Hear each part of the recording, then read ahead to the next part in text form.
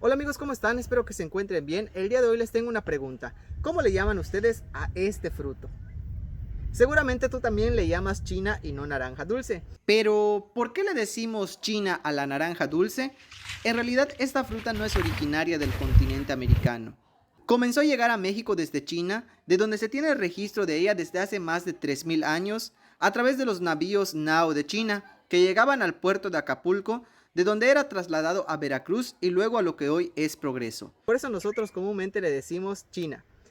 Pero en lengua maya se dice chujucpacal, chujucpacal, chujucpacal, naranja dulce o china. Y ahora aprenderemos cómo se dice naranja agria. En el caso de la naranja agria, nosotros le decimos en maya sutzpacal, sutzpacal, sutzpacal, naranja agria. Malo, canantaba. Bueno, cuídate.